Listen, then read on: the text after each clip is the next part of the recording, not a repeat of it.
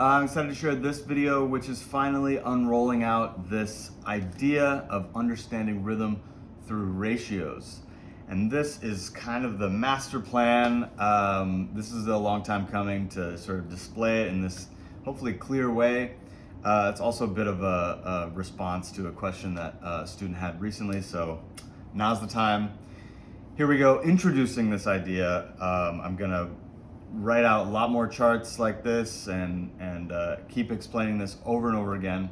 But this is the blueprint for mapping out and working in time throughout the entire range of musical tempi.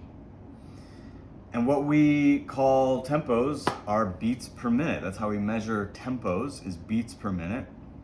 So if I wanted to be maximally fluent in time, if I wanted to be maximally fluent in my relationship to beats, wouldn't I need to practice with the widest spectrum of beats that is relevant to music making? And my framework for that is 15 BPM to 240 BPM. 15 is very slow. It's about 2 octaves lower than 60 BPM. So 60, half it is 30. That's already pretty slow for music. Half that again, 15, we're in the deep time realm, what I call deep time, where we're thinking in massive chunks of time. And that takes a lot of control to work on that. On the upper range, we're building speed, building our tempo, building precise time where the BPM is, if we have 1 hertz at 60 BPM, double that, 120, double that again, 240. So we have 60 BPM right in the middle of this as our like super universal reference point. 60 BPM, 1 hertz, by the way, 60 BPM. On this side, the low side, we go all the way down to 15. On the upper side, we go to 240. So that's gonna build the infrastructure of our sense of time, this huge span of time. Any music that's happening is gonna be in here.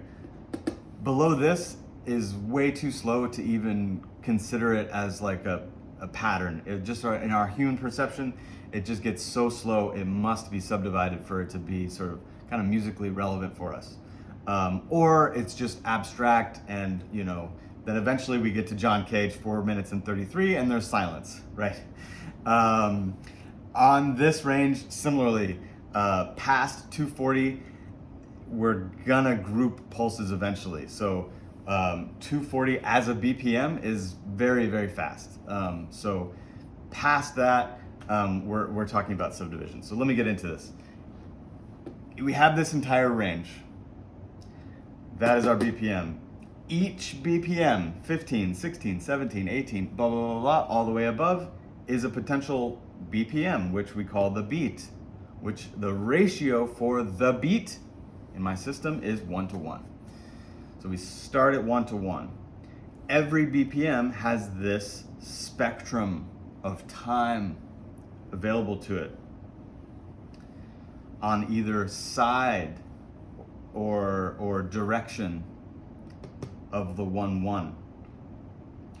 Going inside the beat, if the beat is a container of time, inside of it we call subdivision or partial, beat partial, or beat subdivision or beat division.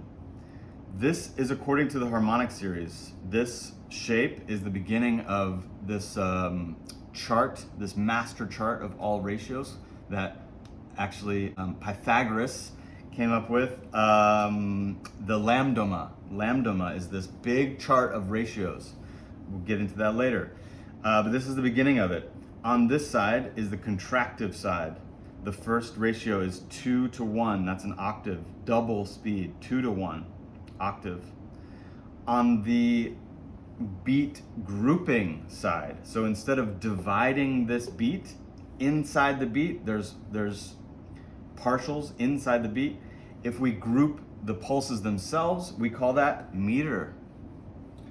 And the first ratio in the subharmonic series, so this is the harmonic series, this would be the subharmonic series or the undertones in time. These are the overtones in time. The first one is 1 to 2. So I'm grouping 2 of these beats. Again, anywhere on this spectrum, right? So even if my beat is very slow, if I'm grouping 2 of them, then I'm in this ratio of 1 to 2, and then 1 to 3, 1 to 4. So in typical music notation terms, this would be 2-4, 3-4, 4-4. 3 to 1 we would call triplets. Interestingly, we don't really have words for these, but we would call this eighth notes. If this is the quarter note speed, eighth notes, eighth note triplets, 16th notes. But why do we do this in ratios? It's just a little bit more universal. It's a little bit more general, a little bit more scientific. The notational terms, I think, are by default a little bit confusing and sometimes misleading. So this is really what's happening in all of rhythm, is ratios of beat relationships. And if we learn rhythm according to this system, we learn about meter and subdivision as pairs, as reciprocal relationships. And that is a much deeper understanding than just learning what is 3-4, what's 4-4, what's 5-8. And they're all just these kind of different numbers that you have to keep track of. What is it all in relation to? It's always relation to some kind of pulse. And then we learn how to keep track of multiple pulses, and then we call them polyrhythms and hemiolas and things like that. But learning rhythm according to the harmonic series, understanding the division, what beat division is in relation to meter. Meter is beat groupings. Beat partials we call subdivision. This is just a way to keep track of it. What's in the middle, what's in the middle of the middle? I said 60 BPM is our universal reference point.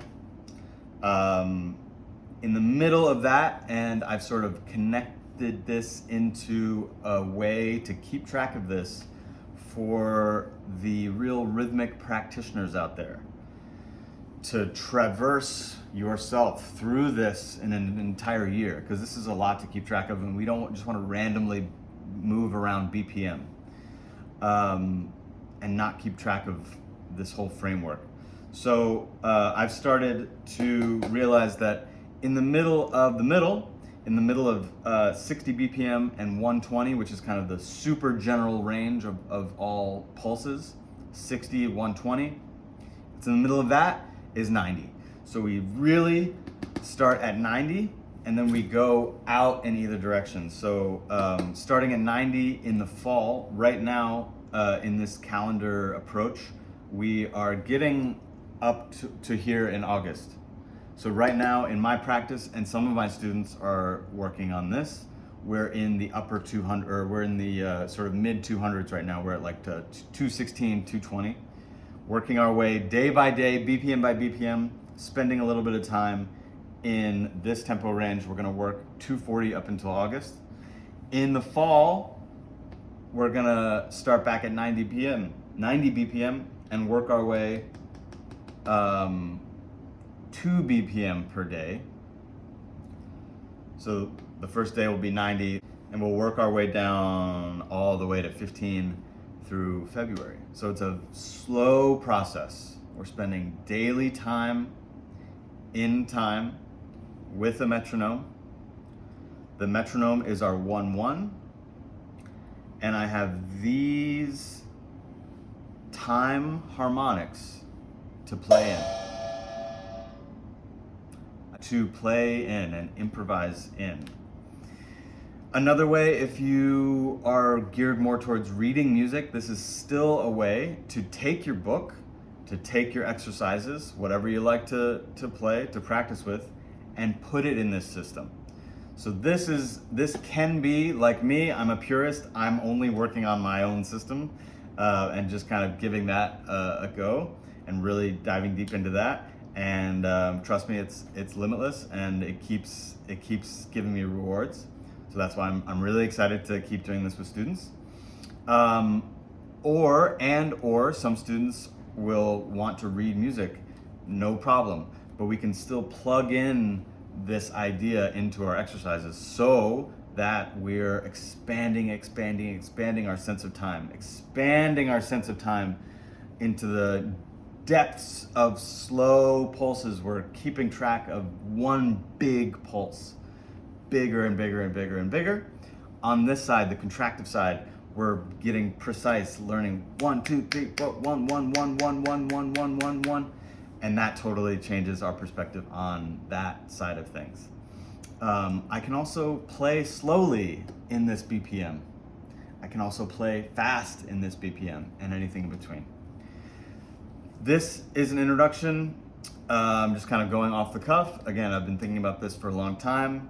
This is the map we have at the moment, and this will keep getting reiterated in different ways. If you're interested in this, please interact in the comments.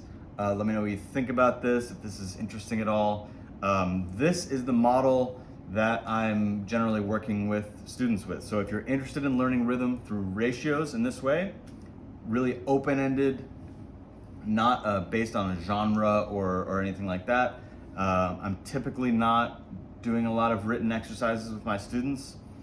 It is traversing and exploring what comes out of this, what comes out. So we start with learning these relationships of time, and then what music can we put onto that?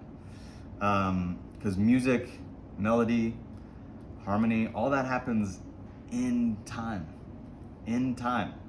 So we learn how to be in time, and then music just starts to happen after that.